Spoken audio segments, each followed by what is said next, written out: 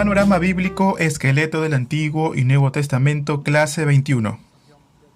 Bendiciones, bienvenidos. Entonces el día de hoy comenzaremos con la clase 21 de Panorama Bíblico. El día de hoy vamos a retomar parte de la clase anterior y vamos a hablar acerca de Jezabel, princesa de Fenicia. Recordemos que ella se casó con Acab, quien era rey de Israel en ese tiempo. De esta forma entró la idolatría hacia Baal, no solamente a Israel, sino que también de esta forma entró la idolatría al reino del sur, a Judá. Vemos también que entre Acab y Jezabel nace Atalía. Y Atalía es quien se casa con Joram, hijo de Josafat, rey de Judá. De esta forma la idolatría hacia Baal entrará hasta el reino del sur, que es Judá. Y esta idolatría fue una de las causales por la cual Dios castigó al pueblo y destruyó al reino de Judá. Samaria cae en manos de los asirios y el reino de Judá caería en manos de Babilonia. Y esto sucedió cuando fueron llevados cautivos como nación. Todo esto lo vamos a ver en esta clase. Durante el reinado del rey Acab, Dios en ese tiempo utilizó a un profeta que se llamaba Elías. Y también el día de hoy, por el contexto, veremos un poco acerca de la historia y de la vida de Elías. Entonces vamos a retomar la diapositiva y vamos a ver que en Fenicia había un hombre que se llamaba Etbaal. La hija de este rey Etbaal es Jezabel. Por otro lado, vemos que en el reino de Israel, hacia el norte, el rey en ese tiempo era Omri. El hijo de Omri era Acab. Jezabel, hija de Etbaal, se casa con Acab. Etbaal, padre de Jezabel, era sacerdote de Baal. Por lo tanto, Jezabel también sería sacerdotisa de Baal. Es así que cuando Jezabel se casa con Acab, de esa forma trae la idolatría a Baal. Esto lo vimos en la clase pasada. Hasta en ese entonces sí, todavía había idolatría hacia Baal, hacia Asera, en algunos lugares, no era muy poco lo que se veía, pero sí había idolatría a Baal en aquel tiempo. Y es más, aún en la época y en el tiempo de los jueces, dice la palabra de Dios que el pueblo hacía lo malo ante los ojos de Jehová. Y esto tiene que ver también con la idolatría que también había en aquel tiempo. Y dice la palabra de que el pueblo iba tras los Baales, iban tras Asera. Es por esa razón que Dios en muchas oportunidades entregó al pueblo de Israel a manos de los madianitas, de los filisteos. Pero vemos algo muy curioso, y era que la idolatría no se daba desde la familia de los reyes. Es decir, que la idolatría no venía de los gobernantes, sino que nacía en medio del mismo pueblo.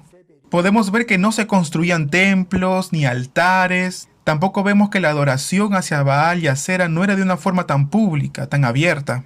Pero vemos un cambio total hasta la llegada de Jezabel. Y a partir de ahí vemos un cambio religioso muy importante. Acab y Jezabel tienen una hija que se llama Atalía. Por otro lado, Asa era rey de Judá. Y Asa tiene un hijo que se llama Josafat. Acab y Josafat llegarían a ser consuegros. ¿Por qué? Porque Josafat casaría a su hijo Joram con Atalía, quien era hija de Acab y Jezabel. Durante todo el reinado de Acab, donde habían muchos pecados, mucha idolatría y muchas fallas contra Dios, Dios utilizó en ese tiempo a un profeta que se llamaba Elías. Y en este punto vamos a hablar un poco acerca de él. Elías era de origen tisbita. Tisbe era una ciudad que se encontraba dentro de Galaad.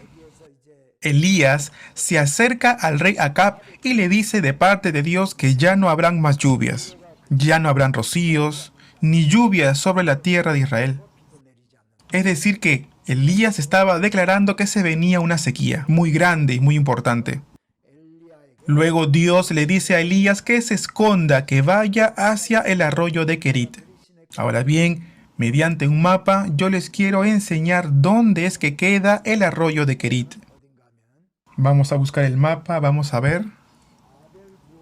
Ahora, si pueden buscar en el mapa, aquí en el mapa hay un lugar que se llama Abel Meola.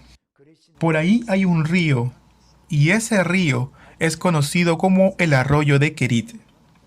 Yo cuando hacía mis viajes estuve muchas veces en aquel lugar. Es un arroyo que baja por el monte. Y es ahí donde Dios le mandó a Elías. Y dice la palabra de Dios que los cuervos le alimentaban, le traían pan, le traían carne. Y esto era por la mañana y por la tarde. Y vemos de que Elías comía de eso, de la provisión que Dios le daba a través de estos animales. Pero pasados algunos días vemos que aquel arroyo también se secó porque no había llovido durante muchos días sobre la tierra. Es así como Dios lo manda ahora a que vaya a Sarepta de Sidón. Y ahí Dios le dice que habrá una viuda que lo sustentará. Ahora bien, Elías va caminando y se dirige hasta Sarepta. Bien, les quiero mostrar ahora el mapa. Veamos el mapa y voy a tratar de marcarlo. Esto que está aquí es Tiro. Traten de ignorar por favor el círculo que se encuentra más en la parte superior. Ahora bien, si ven en este mapa, abajo de todo, el último círculo, eso es Tiro. Y arriba de Tiro encontramos a Sidón. Muy conocido, Tiro y Sidón. Y entre Tiro y Sidón encontramos a Sarepta. Elías estuvo en el arroyo de Kerit, alimentado y provisto por el pan y la carne que le traían los cuervos. Y también bebía del agua que fluía en el arroyo de Kerit. Pero cuando se secaron las aguas por la falta de lluvia, Dios lo manda de este arroyo de Kerit hacia Sarepta. ¿Para qué? Para que Elías no dejara de recibir provisión, sino que en esta oportunidad recibiera la provisión y la ayuda de una viuda. Elías entonces se dirige a Sarepta y allí encuentra a una viuda. Esta viuda estaba recogiendo leña. Elías la llama y le dice: te ruego por favor que me des un poco de agua y pan. La viuda le responde y le dice: yo tengo solo un poco de harina y un poco de aceite en una vasija. Yo ahora estaba recogiendo los leños para poder preparar esto con mi hijo. Comeríamos esto y luego nos dejaríamos morir. Elías le dice entonces: no temas, hazme primero a mí una torta cocida, una pequeña torta cocida, y luego comerás tú y tu hijo. Y también le dijo que la harina de la tinaja no escaseará, ni el aceite de la vasija disminuirá, hasta que Dios haga llover sobre la tierra lluvia. De esta forma la viuda fue e hizo así como el profeta le había pedido. Y dice la palabra de Dios que después el aceite de la vasija no menguó, ni escaseó la harina de la tinaja. Y esto se cumplió conforme a la palabra de Dios. Entonces el profeta Elías recibe la provisión y la ayuda de parte de Dios en Sarepta. Luego Elías regresa a donde se encontraba Acab y Jezabel y le pide de parte de Dios que reúna a todos los profetas de Baal en el monte Carmelo. Y dice la palabra que eran 450 profetas de Baal y eran también 400 profetas de Asera, que en total eran unos 850 profetas entre Baal y Asera, y todos ellos en contra de Elías. Y de parte de Dios solo teníamos a un solo profeta, que era Elías. La palabra de Dios nos cuenta la historia. Dice la palabra de Dios: al final de la historia, Elías mata a todos los profetas de Baal y Asera en el arroyo de Sison. Ahora bien, con todo esto, nosotros nos preguntamos, ¿por qué Dios habrá mandado a Elías a donde se encontraba esta viuda, la viuda de Sarepta, para que sea provisto por ella?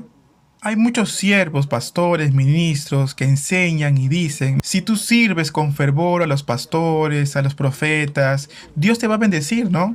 Y mayormente la enseñanza se enfoca hacia ese punto. En realidad sí, esta interpretación podría ser, pero es una interpretación muy superficial. Cuando nosotros leemos la palabra de Dios, nosotros podemos hacer una interpretación superficial de ella. Y eso se puede dar cuando hacemos la primera lectura. Pero también hay significados, interpretaciones mucho más profundas. Y esto va mucho más allá de lo que nosotros podemos ver a simple vista. Entonces, decir que la viuda de Sarepta fue bendecida por haber servido a un siervo de Dios es en realidad lo que se ve en forma superficial. Dios desea sembrar fe en Elías. Dios deseaba utilizar a Elías para que pueda confrontar a los sacerdotes de Baal y de Acera. Y justamente para que crezca y se fortalezca la fe de Elías, es que lo manda a casa de esta viuda que se encontraba en Sarepta. Vamos a ver ahora otro mapa. Y vamos a utilizar el primer mapa que les mostré. Vamos a ver bien el mapa y vamos a darnos cuenta que Sarepta se encuentra por aquí. Ahí donde está siendo marcado es Sarepta. Vemos que más abajo está Tiro y más arriba se encuentra Sidón. Habíamos dicho que entre Tiro y Sidón se encontraba Sarepta. Y todo esto que está siendo enmarcado es Fenicia. Toda esa zona era Fenicia, o el reino de Fenicia también conocido. En las clases anteriores vimos los mapas acerca del reino dividido, ¿verdad? Norte, sur. Y cada vez que veíamos los mapas siempre yo les decía, tengan en cuenta Fenicia. Acuérdense bien dónde se ubica Fenicia, dónde está Fenicia. Elías tenía que confrontar a los sacerdotes de Baal y de Acera. Y ahora bien, ¿Jezabel de dónde venía? Jezabel venía de Fenicia. En aquel tiempo Fenicia vendría a ser como el lugar de origen de Baal. Allí en Fenicia se encontraban los sacerdotes principales, los sacerdotes más fervorosos de estos dioses paganos. Y allí mismo, en medio de Fenicia, en medio de ese lugar plagado de idolatría, de dioses paganos y de estos sacerdotes fervorosos de Dios de Baal y de Acera, es que Dios envía a Elías. Y lo que Dios quiere es que por medio de la viuda de Sarepta, Elías pueda ver la provisión y el poder de parte de Dios. Que Dios era capaz de obrar incluso en medio de la tierra de Baal. Entonces Elías sale de Sarepta y se dirige allí donde se encontraba Acab para desafiar a Acab y a Jezabel y pedirle así que puedan reunir a todos los profetas de Baal y de Acera, que en total serían unos 850 profetas, y todos ellos contra Elías. Elías entonces se acerca al pueblo de Israel y les dice: ¿hasta cuándo van a claudicar entre dos pensamientos? Si Jehová es Dios, sigan a Dios, y si es Baal, id en pos de él. Y dice la palabra de Dios que el pueblo no respondió palabra. Elías mandó a buscar 2 bueyes, y uno de ellos se los entregó a los profetas de Baal, y el otro se lo quedó él. Dice que buscaron leña y pusieron el buey sobre la leña, y no puso fuego debajo, y de esta misma forma lo hicieron los profetas de Baal.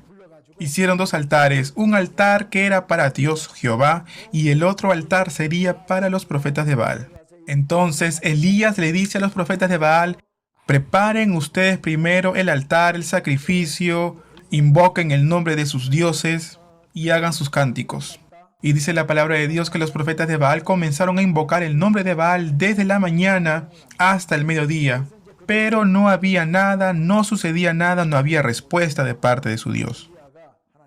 Elías entonces, al ver esto, dice la palabra que se burlaba de ellos y les decía: griten más, porque quizás de repente está meditando, o de repente tiene mucho trabajo, o va de camino, o quizás está durmiendo y hay que despertarle. Y comienza así a burlarse de ellos, de los profetas de Baal. Al final los profetas de Baal no logran prender la leña y el sacrificio. Ahora bien, le tocaba a Elías.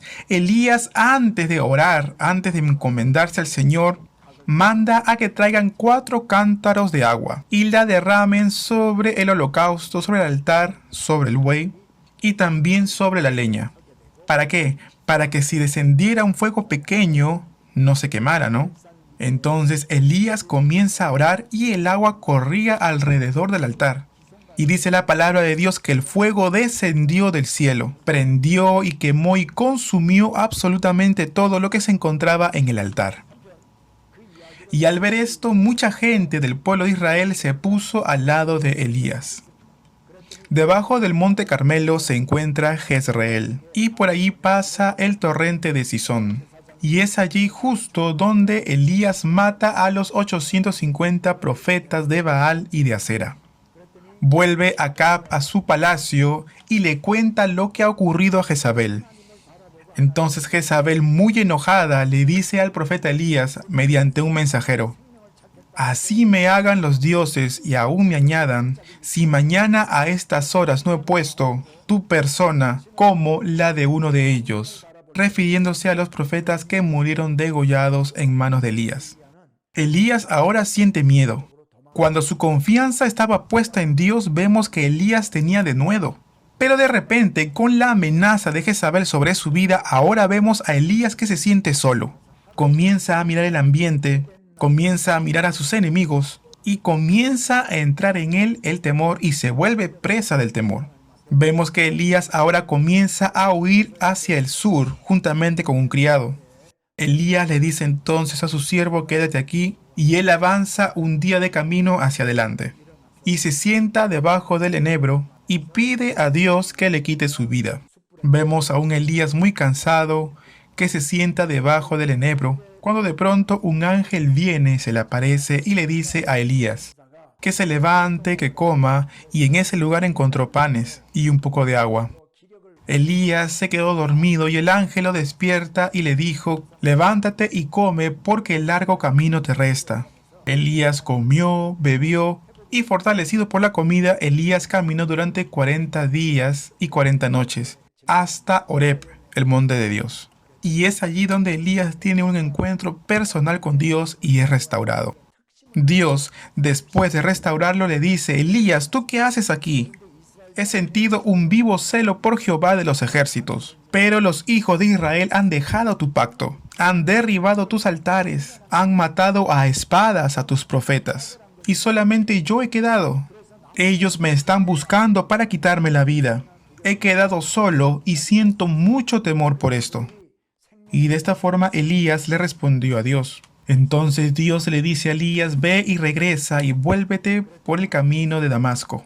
Y Dios le mostró una señal, y así como la forma en que lo hizo, mostrándole la provisión a través de la viuda que se encontraba en Sarepta, y Elías pudo fortalecerse en fe, Dios ahora mandó a Elías a que saliera fuera y que se pusiera delante del monte de Dios. Y Dios pasó por allí como un poderoso viento que rompía los montes, que quebraba las peñas. Pero Dios no estaba en el viento, no estaba en el terremoto. Tras el terremoto vino un fuego, pero Dios no estaba en el fuego. Dios una vez más le pregunta a Elías y le dice: ¿tú qué haces aquí? Y es ahí donde Dios le da un llamado. Esto sucedió después que Dios restauró a Elías. Dios le vuelve a decir a Elías: anda, vuélvete y ve hacia el desierto de Damasco. Unge hacia él por rey de Siria. Y ungirás a Eliseo como profeta en tu lugar. Unge a Jehú por rey de Israel. El que escapare de la espada de Hazael, Jehú lo matará. Y el que escapare de la espada de Jehú, Eliseo lo matará. Vemos que ahora Dios le había dado un nuevo llamado a Elías. Más adelante, Elías se encuentra con Eliseo y lo toma como discípulo. Amados, como les dije anteriormente, Elías se fue a Fenicia y por medio de Dios fue provisto por la viuda que se encontraba en Sarepta. De esta forma, Dios fortaleció la fe de Elías. ¿Por qué? Porque Elías pudo entender que el poder de Dios, la soberanía de Dios, no solamente se manifestaba en la tierra de Israel, sino que también Dios era suficientemente poderoso para manifestarse en la tierra de Fenicia, una tierra plagada de idolatría hacia Baal. Y al volver al rey Acab, Elías pudo enfrentarse a los profetas de Baal y de Acera. Más adelante, cuando estudiemos el libro de Daniel, vamos a ver cómo Daniel, que fue llevado como cautivo, va a Babilonia. Daniel escribió el libro de Daniel justamente con este mismo propósito. Daniel es uno de los tantos que fue llevado por el rey Nabucodonosor a Babilonia. Ahora, imagínense cuán grande habría sido la desesperación del pueblo de Judá, porque ellos eran el pueblo de Dios, ellos entendían que eran el pueblo de Dios, pero fueron llevados como cautivos a un pueblo pagano. Imagínense cuán miserables ellos se habrán sentido como pueblo de Dios. Pero todas las cosas que Daniel vivió y experimentó sirvió para que el pueblo cautivo que se encontraba en Babilonia entendiera de que Dios es un Dios soberano, que Él trabaja de igual manera y con igual poder en la tierra de Israel o como fuera de Israel. En este caso en Babilonia. La palabra de Dios nos dice que Daniel se había negado a comer las cosas que le ofrecían en el palacio, sino que solamente comía legumbres, dice la palabra. aquellos alimentos que no fueron presentados en primer lugar a los ídolos. Y la palabra de Dios nos dice que aún así, con la comida tan limitada, Daniel era más vigoroso que otros jóvenes de aquel lugar. Fue echado al foso de los leones y salió ileso por la gracia de Dios. También fue echado al horno de fuego juntamente con sus amigos, mas no sufrió ningún tipo de daño ni él ni sus amigos. Todas estas historias enseñan al pueblo de Israel que Dios es soberano por encima de todas las naciones y que Él obra no solamente en la tierra de Israel, sino en todo el mundo, en el mundo entero. Y en comparación con Elías, es lo mismo que Daniel quiere enseñar a través de su libro. ¿Para qué? Para que el pueblo de Israel no pierda las esperanzas y de esta forma crean en un Dios todopoderoso. Un Dios todopoderoso que obra en todas las naciones. Vamos a retroceder y ver este mapa. Volvamos a este mapa. Por aquí vamos a ver el arroyo de Kerit. Por aquí está el arroyo de Kerit. Y más hacia arriba encontramos a Sarepta. Recuerden que Sarepta se encuentra entre Tiro y Sidón. Entonces el recorrido sería algo así, como lo están viendo en la pantalla. Aquí en este lugar recibió la provisión de la viuda en Sarepta, luego bajó hacia el monte Carmelo. Aquí, donde está siendo marcado. Esto sería el monte Carmelo. Y aquí en el monte Carmelo, Elías enfrentó a los 850 sacerdotes entre Baal y Acera. Ahora bien, hablamos del monte Carmelo. Y ahora les quiero mostrar algunas fotos. El monte Carmelo desde abajo se ve esto, ¿no? Lo que ven en su pantalla. Ahí al fondo se encuentra el monte Carmelo. Ahora en la cumbre ahora vemos un tipo de monasterio. Es un monasterio conmemorativo. Allí arriba también podemos encontrar esta estatua, que es una representación de Elías. Vamos a tratar de acercarlo. Vemos que la estatua es de Elías que está levantando o sosteniendo una espada. Y bajo sus pies se representa a uno de los sacerdotes de Baal.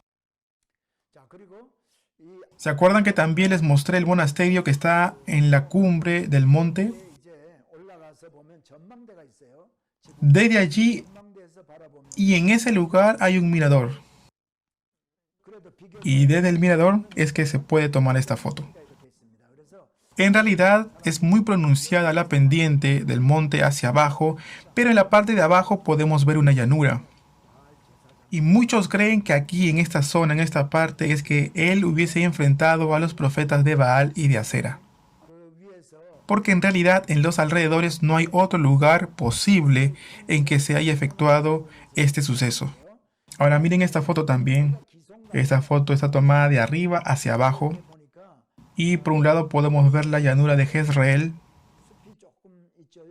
Todo eso de ahí es la torrente de Sison. En realidad no se ve nada de agua, solamente se ve un poco de verdor en esa zona. Es como esa línea que está siendo marcada. Todo eso es el torrente. Este torrente atraviesa toda la llanura de Jezreel y llega hasta el mar Mediterráneo. En aquella época de Elías, el arroyo Sison hubiese tenido mucho más caudal, mucha más agua. El día de hoy sí hay muy poco caudal. Y en esta llanura de Jezreel habría mucha agricultura, mucha cosecha. Es por esa razón que lleva muy poco caudal. Es por esa razón que lleva muy poco caudal el agua. La siguiente foto la tomamos nosotros camino a Cesarea. Esta cueva era como una sepultura. Estaba hecha de piedras y era muy común y muy utilizada en la antigüedad. Se pueden dar cuenta que es como una gran roca y hacen cuevas. En realidad ahora en la foto la encuentran abierta, pero en la antigüedad estaban muy bien cubiertas o muy bien tapadas con una roca grande que fungía como puerta. En el interior sería algo muy parecido a esto. En otras cuevas habrían como hoyos más pequeños en donde se colocarían los cadáveres. Cuando estuvimos viendo la historia de Abraham, vimos cómo él compró la cueva de Macpela para que pueda sepultar a Sara. ¿Se acuerdan que yo les había hecho un dibujo de una cueva y cómo dentro de esa cueva hacían más hoyos para poder sepultar ahí a sus seres queridos? Esa era la forma en que se hacía las cuevas para sepultura, de esa forma en la antigüedad. Y esto podría abarcar más o menos la edad de bronce o de hierro. Estas fotos que ustedes ven a continuación fueron tomadas desde el mirador en el Monte Carmelo. Toda esta parte de aquí es Sison, lo que está al fondo. Bueno, justo había neblina en ese tiempo y no se podía ver muy bien la foto. Vamos al mapa para darnos una idea mejor de dónde queda el arroyo Sison. Entonces, aquí se encuentra el arroyo Sison. El Monte Carmelo se encontraría un poco más arriba aquí. Y hacia abajo se encontraría Aksif.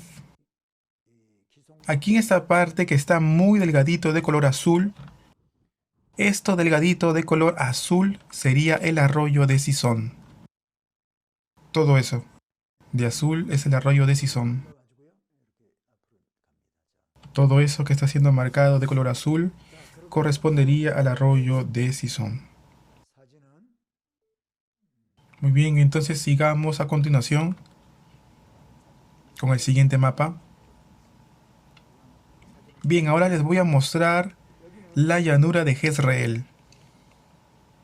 Vamos a ver. Esta foto es tomada desde el occidente hacia el oriente. Del lado izquierdo, en la parte superior, lo que está de color azul sería el mar de Galilea. Por ahí tenemos al valle de Jordán. Y todo esto sería la llanura de Jezreel.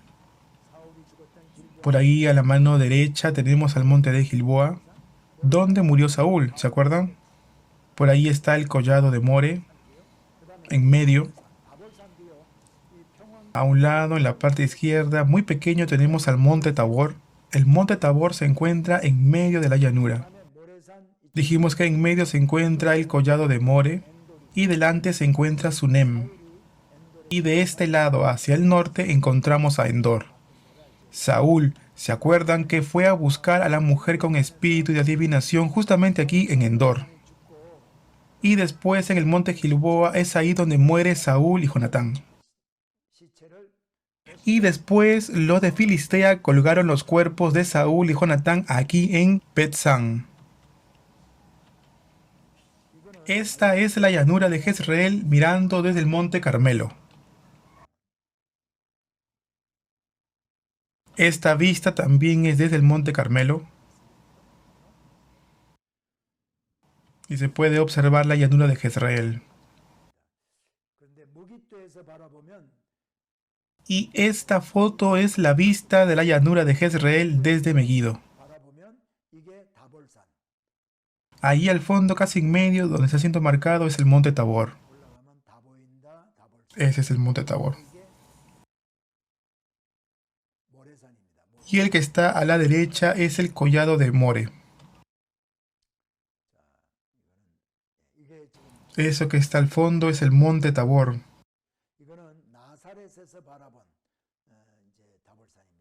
Y esta vista es desde Nazaret.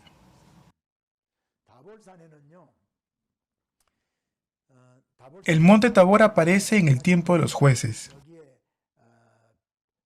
Barak subió a ese monte para maldecir al pueblo de Israel. Y ahí entró en guerra contra Sísara. Y fue allí justo en la llanura de Jezreel. Como les había comentado en la clase pasada, la llanura de Jezreel se convierte en un pantano prácticamente con la lluvia. El día de hoy ya no es así, porque el día de hoy mayormente todo ese territorio son sembrados. ¿Qué es lo que le dice Elías a Acab después de haber matado a los profetas de Baal y de Acera? Cuando Elías ora a Dios pidiéndole lluvia, Dice la palabra de Dios que Elías ve a lo lejos una pequeña nube, como la palma de la mano de un hombre. ¿Qué es lo que Elías le dijo a Acab? Unce tu carro y desciende para que la lluvia no te ataje. ¿Qué significado tendrá esto? Acab, para poder llegar al palacio, tendría que bajar del monte Carmelo y pasar por toda la llanura de Jezreel. Y cuando llovía, la llanura se convertía en pantano. Es decir, que si el carro pasaba por ahí, no podría continuar su camino. Es por esa razón que Elías le dice que salga de allí antes que empiece a llover. Císara, de hecho, nos dice la palabra de Dios que se bajó del carro y comenzó a caminar, justamente o probablemente porque había llovido, y entonces el camino se hubiese puesto lodoso y el carro se hubiese atascado, ahí justo en ese lugar, y el carro no pudo haber avanzado. En realidad la palabra de Dios no lo dice, pero podemos saber más o menos por la geografía del lugar. Muy bien, quiero mostrarles otras fotos y quiero mostrarles acerca de Sunem. Por ahí tenemos a la colina More, o también conocido como el Collado More. Ahí en la parte de abajo, en las faldas del monte, se encuentra Sunem. Todo esto es el Collado More. Y en la parte de abajo se encuentra Sunem. Y cruzando del otro lado encontraremos a Endor. Esto es el monte Gilboa. Ahí vemos al monte Tabor. El monte Tabor también aparece en la Biblia muchas veces. Este es el valle de Jezreel. Esta foto fue tomada desde Megiddo hacia el valle de Jezreel. Por ahí al fondo se encuentra el monte Tabor. Y más por aquí se encuentra Nazaret. Ahí tenemos al monte Tabor y para el lado derecho la colina de More. Muy bien, volvamos entonces a la diapositiva. Estuvimos hablando acerca de la idolatría a Baal. Entonces de Josafat su hijo es Joram. Y Joram se casa con la hija de Acab y Jezabel, que es justamente Atalía. Acab y Josafat se volverían muy cercanos justamente por este matrimonio. Comenzarían a ir a la guerra juntos. Se harían visitas, uno visitaría al otro. Todo eso está en la Biblia. Acab salió a la guerra y murió allí. Después de la muerte de Acab, Ocosías sería rey de Judá. Ocosías mandaría gente a Eglón, una nación pagana donde vivían los filisteos, y mandó a consultar a Baal-Zebub, que eran los dioses de aquella tierra. Al final, por este pecado, Ocosías reinó unos 2 años, recibiría el mensaje de Elías de parte de Dios que moriría, y al final murió cuando se cayó de su cama. Entonces muere Joram, muere Ocosías sin dejar hijo, y ascendería al trono un hermano menor de Ocosías. Esto pasó en Israel. Y en el reino de Judá, Joram fue muy idólatra de Baal. Su hijo Ocosías, como recibió influencias de su padre y de su madre, también serviría y adoraría a Baal. Entonces, en el tiempo de Ocosías, rey de Judá, y en el tiempo de Joram, rey de Israel, Dios levanta a un hombre llamado Jehú. Él era general del ejército. Y en manos de él Dios mató a todos los idólatras de Baal. Vamos a ver entonces más en detalle. El profeta Eliseo llamó a uno de los hijos de los profetas y le dijo que vaya a Ramot de Galaad y cuando llegara allá que unja a Jehú. Después de haber ungido a Jehú, él tendría que correr sin detenerse. Ahora, ¿qué significado tendrá esto? Parece o da la impresión de que Jehú era un hombre bastante violento, que en realidad no tenía miedo de matar a personas, ¿no? Parecería una persona muy violenta, temperamental también. Pero Dios va a utilizar justamente a él, a Jehú, para matar a Jezabel, a Ocosías, a los príncipes del reino de Judá, a los hijos de Acab y a los profetas de Baal. Y para esto Dios no podría utilizar a un hombre manso, porque le costaría mucho. Es por esta razón que va a utilizar a un hombre muy violento, como en este caso sería Jehú. Vamos a ver entonces Ramot de Galaad. ¿Dónde queda Ramot de Galaad? Les voy a marcar en el mapa. Ramot de Galaad quedaría por aquí. Aquí va uno de los hijos de los profetas de Eliseo para ungir a Jehú. Una vez ungido, Jehú se hace rey y rápidamente cruza el río Jordán para llegar a Jezreel. Y allí Jehú se encuentra con Joram, rey de Israel. Joram era rey del norte, rey de Israel, y es así como Jehú lo mata. Después de matarlo, justo ahí también se encontraba Ocosías, rey de Judá. Y Ocosías huye de ese lugar y se dirige al sur. Jehú comienza a perseguir a Ocosías y allí en Ibleam, Ocosías recibiría una herida mortal de parte de Jehú y muere ahí en Meguido. Meguido se encontraría aquí y es ahí en Meguido donde Ocosías muere. En Segunda de Reyes 9:30 dice que nuevamente Jehú se dirigió a Jezreel. Debajo del monte Gilboa se encuentra el arroyo Arot y un poco más hacia arriba se encuentra Jezreel.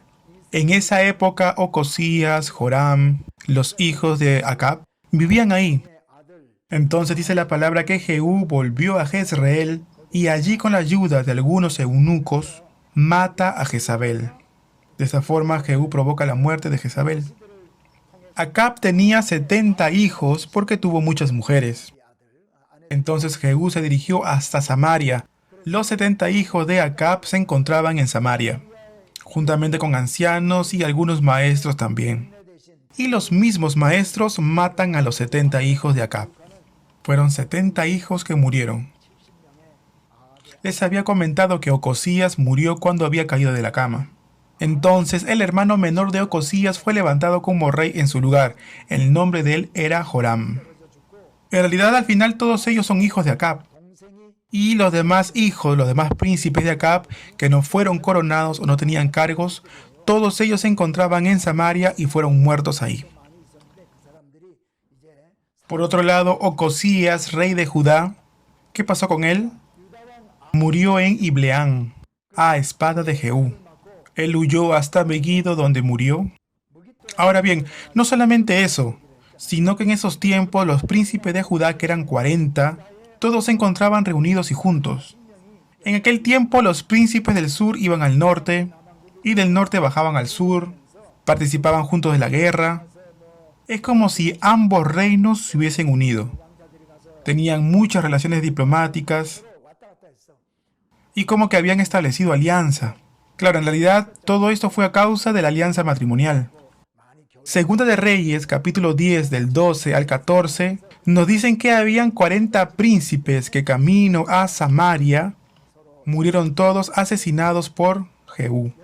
Jehú se dirige a Samaria y allí reúne a todos los profetas de Baal como si fuese a darles un premio, como si de repente él también fue para servir a Baal. Junta a todos los profetas de Baal y después de convocar a todos los profetas de Baal, los mata. Podemos ver que Jehú hizo una gran labor. Mató al rey de Israel Joram, también a los príncipes de Israel, a Ocosías, rey de Judá, a los príncipes del reino de Judá, a Jezabel, y podemos ver de que Jehú mató a muchas personas. Bueno, Jehú y su familia estarían en el trono durante 5 generaciones. Jehú, Joacás, Joás, Jeroboam II y Zacarías. Son 5 generaciones de una misma dinastía. Fue tan grande la ira de Dios que no solamente mató al rey de Israel, sino que también a todos sus príncipes. Y esto pasó hasta el reino de Judá y también a todos sus príncipes. Posteriormente, esto causaría la destrucción de Israel, el reino del norte, y también de Judá, el reino del sur. Ahora bien, volvamos a la diapositiva. Ocosías estaba de visita en el reino del norte y muere, ¿verdad? Los 40 príncipes también morirían en manos de Jehú. Después de la muerte de Ocosías, ¿qué sucedió? Es de esperar que algún pariente cercano, algún descendiente o algún hijo de Joram fuera coronado como rey. Eso es lo que normalmente o usualmente se hacía. ¿Por qué? Porque había que continuar con la sucesión del trono.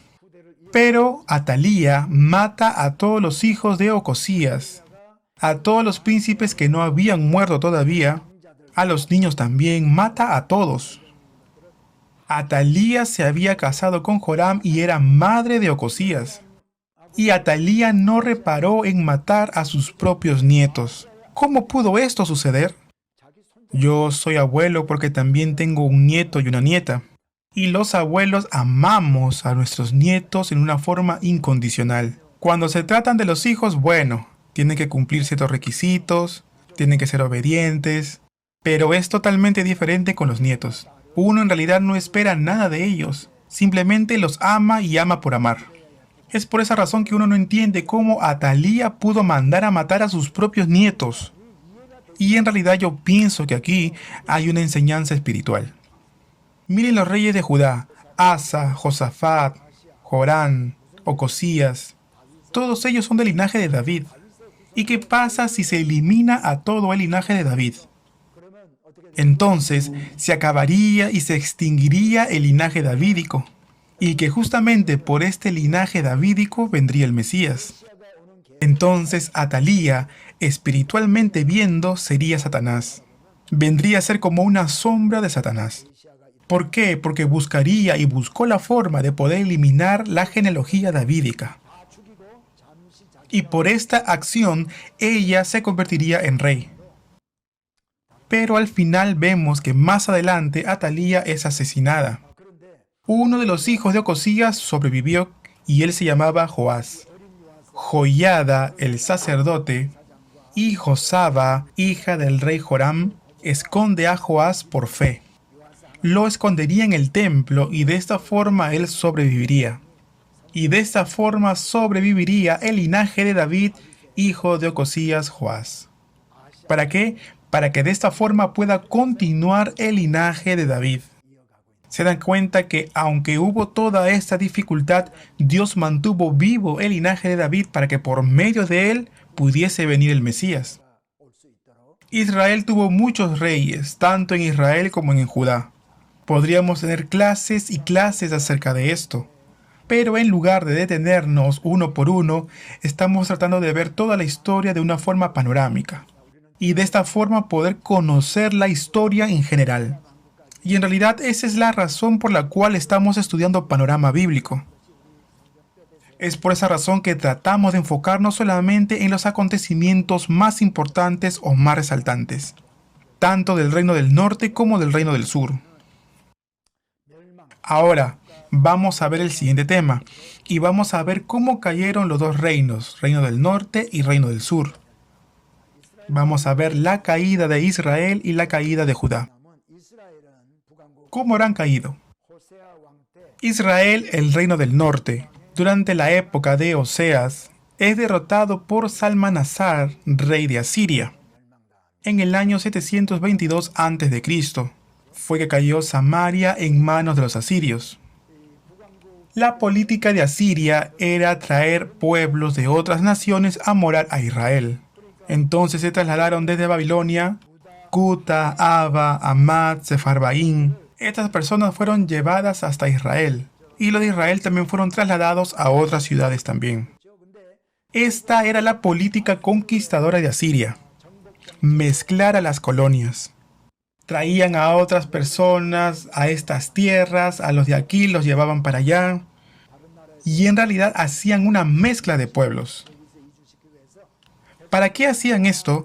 Para que se mezclaran las etnias y también se mezclaran las identidades.